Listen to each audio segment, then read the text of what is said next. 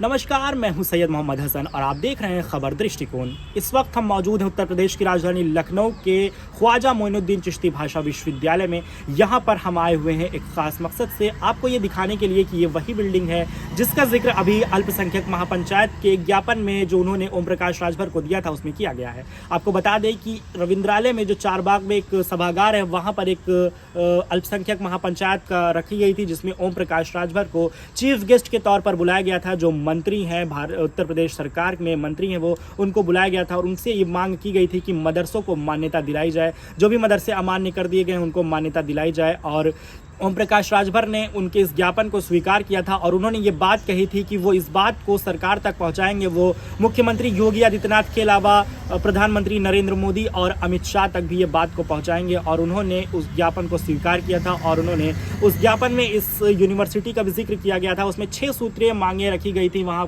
के कमेटी के लोगों की तरफ से ओम प्रकाश राजभर के लिए, जिसमें इस यूनिवर्सिटी का भी जिक्र था। उनकी तरफ से एक ज्ञापन में एक पॉइंट ये था कि पूर्व और पश्चिम को अलग अलग यूनिवर्सिटी दी जाए, वहाँ के क्षेत्र को वहाँ पर एक नई यूनिवर्सिटी बनाई जाए जिससे मदरसों को मान्यता दी जाए, जिससे मदरसों को एफिलेट किया जाए। और ख़ास तौर पर अवध क्षेत्र के लिए जो ख्वाजा मोइनुद्दीन चिश्ती भाषा विश्वविद्यालय है, इस यूनिवर्सिटी को रखा जाए और यहाँ से मदरसों को मान्यता दी जाए। चूँकि ये इसका नाम पहले उर्दू अरबी फ़ारसी यूनिवर्सिटी था, जिसके तौर पर ये मदरसों को इसके लिए यहाँ पर रखा गया है। और इसका नाम बदला गया था 2019 में, जिसको पहले इसका नाम ख्वाजा मोइनुद्दीन चिश्ती उर्दू अरबी फ़ारसी यूनिवर्सिटी था, जिसके बाद इसका नाम 2019 में बदलकर ख्वाजा मोइनुद्दीन चिश्ती भाषा विश्वविद्यालय रख दिया गया था। जिसके ज्ञापन में मांग की गई है कि इस यूनिवर्सिटी को मदरसों से एफिलेट किया जाए, मदरसों को इस यूनिवर्सिटी से एफिलेट किया जाए और मदरसों को मान्यता दी जाए। और ओम प्रकाश राजभर से उन्होंने मांग की थी कि सरकार तक उनकी बात पहुँचाई जाए। जिस तरीके से योगी सरकार ने मदरसों को अमान्य करार दे दिया है, उसको मान्यता दी जाए और इस तरीके की जो यूनिवर्सिटीज़ हैं पूर्व और पश्चिम में बनाकर और अवध क्षेत्र की इस यूनिवर्सिटी को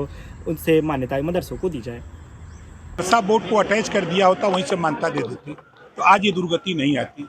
इस काम को न कांग्रेस ने किया, न सपा ने किया, न बसपा ने किया। अब हम जब से विभाग हमको मिला है, हम प्रयासरत हैं कि कम से कम 2 यूनिवर्सिटी पूरब और पश्चिम 2 दिशाएं हैं, लखनऊ के पश्चिम और लखनऊ के पूरब, 2 यूनिवर्सिटी खोलने के लिए हम प्रयासरत हैं। जमीन की तलाश में कि उसको खोल करके और लोगों से सलाह लेकर के जो मदरसा चला रहे हैं, जो जानकार लोग हैं, उनमें कुछ संशोधन करके हम उसको यूनिवर्सिटी के साथ अटैच करके हम यूनिवर्सिटी से मान्यता दे दें, ताकि उनके साथ फिर आने वाले दिनों में फिर किसी तरह का विवाद न हो। सर, 7 साल हो गया है, योगी सरकार ने किसी भी मदरसे को मान्यता नहीं दिया है और अब जो एक पत्र चीफ सेक्रेटरी ने जारी किया है कि गैर मान्यता प्राप्त मदरसों को बंद किया जाए, तो क्या मान्यता देने का काम शुरू करेंगे या और कुछ करेंगे?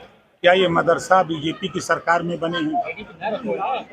ये जो मदरसे की बात आप कर रहे हैं, ये मदरसे कांग्रेस सपा बसपा की सरकारों में बने, उन लोगों ने मान्यता नहीं दी। अभी इस संबंध में अभी कुल मिलाकर के 1.5 महीने से हम इस विभाग में चुनाव के बाद से अध्ययन कर रहे हैं। तो जो हमको सुझाव मिल रहा है, जो चीज़ें मिल रही हैं, अभी सुबह ही कुछ साथी हमसे मिले थे तो हमने कहा हृदय रखिए, हम अपने डायरेक्टर, प्रमुख सचिव और विभाग के सभी लोगों को बुलाकर इस पे चर्चा करेंगे और मान्यता की बात है तो हम उसमें देखें क्या दिक्कत है, उस पर हम लोग पहल करेंगे।